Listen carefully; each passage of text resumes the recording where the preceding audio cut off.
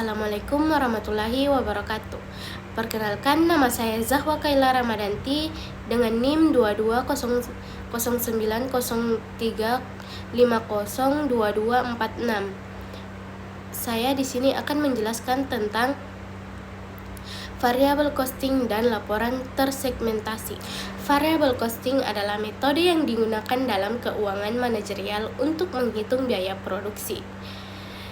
Berikutnya, pendekatan full costing. Pendekatan full costing adalah metode yang digunakan mencangkup semua biaya langsung dan biaya produksi, termasuk biaya langsung seperti bahan baku langsung dan tenaga kerja langsung, serta biaya overhead produksi yang berubah-ubah dan tetap. Perbedaan full costing dan variable costing. Full costing dan variable costing adalah dua metode berbeda dalam menghitung biaya produksi suatu produk dan atau layanan. Perbedaan antara keduanya, yang pertama, full costing biaya tetap dilokasikan ke setiap unit produk, sedangkan variable costing hanya biaya variabel yang dilokasikan ke setiap unit produk. Yang kedua, full costing biaya tetap dianggap sebagai bagian dari biaya produk, sedangkan variable costing biaya tetap dianggap sebagai biaya periode. Yang ketiga, full costing laba rugi bisa dipengaruhi oleh volume produksi, sedangkan variable costing laba rugi lebih stabil tetap perubahan volume produksi. Berikutnya adalah manfaat pendekatan kontribusi. Yang pertama, membantu perusahaan mengidentifikasi produk atau layanan yang memberikan kontribusi positif. Yang kedua, membantu perusahaan dalam membuat keputusan yang tepat. Yang ketiga, membantu perusahaan dalam mengukur efisiensi operasional dan tingkat profitabilitas. Laporan tersegmentasi adalah sebuah dokumen atau analisis yang memecah informasi ke dalam segmen-segmen tertentu untuk memberikan wawasan yang lebih spesifik atau untuk menunjukkan kinerja sebagai aspek dari sebuah entitas seperti departemen dalam perusahaan, produk di pasar, atau wilayah geografis. Dalam konteks bisnis, laporan tersegmentasi sangat berguna untuk mengidentifikasi area yang berkinerja baik atau buruk, membantu dalam mengambil keputusan strategis, dan memungkinkan alokasi sumber daya yang lebih efisien. Komponen utama laporan tersegmentasi. Yang pertama, pengenalan segmen. Memperkenalkan segmen-segmen yang akan dibahas dalam laporan. Ini bisa berdasarkan jenis produk, lokasi geografis, atau kriteria segmentasi lainnya.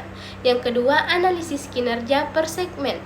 Melakukan analisis terperinci tentang kinerja setiap segmen. Hal ini bisa mencangkup penjualan, keuntungan mangsa pasar, atau metrik kinerja lainnya. Yang ketiga, perbandingan, membandingkan kinerja antar segmen untuk mengidentifikasi tren, peluang, dan tantangan. Keempat, kesimpulan dan rekomendasi. Memberikan kesimpulan dari analisis yang dilakukan dan merekomendasikan tindakan berdasarkan temuan laporan. Yang berikutnya, manfaat laporan tersegmentasi. Yang pertama, pengambilan keputusan yang lebih baik. Dengan memahami kinerja dari berbagai segmen, pengambilan keputusan dapat membuat pilihan yang lebih informasi tentang gimana menginvestasikan sumber daya. Yang kedua, penargetan sumber daya. Memungkinkan perusahaan untuk menarget sumber dayanya ke area yang paling menguntungkan atau yang membutuhkan perbaikan. Yang ketiga, pemahaman pasar yang lebih baik. Membantu dalam memahami kebutuhan dan preferensi dari berbagai segmen pasar, memungkinkan perusahaan untuk menyesuaikan produk atau layanannya. Berikutnya, pengukuran kinerja. Memberikan saran untuk mengukur kinerja berbagai aspek bisnis secara lebih efektif yang dapat digunakan untuk menilai keberhasilan strategi saat ini dan merencanakan strategi masa depan. Contoh penerapan. Yang pertama, perusahaan retail menganalisis kinerja produk di berbagai lokasi toko untuk menentukan mana yang memerlukan lebih banyak promosi atau pengurangan stok.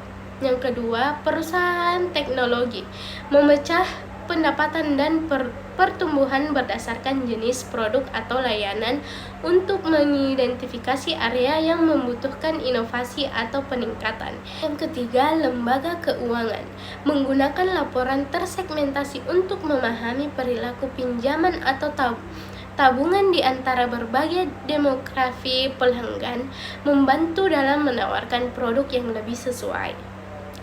Membuat dan menganalisis laporan tersegmentasi memerlukan pemahaman yang kuat tentang bisnis dan tujuannya, serta kemampuan untuk menginterpretasikan data secara efektif. Dengan alat yang tepat dan pendekatan yang terstruktur, laporan ini dapat menjadi aset berharga dalam strategi bisnis. Sekian dari saya. Kurang dan lebihnya mohon dimaafkan. Assalamualaikum warahmatullahi wabarakatuh.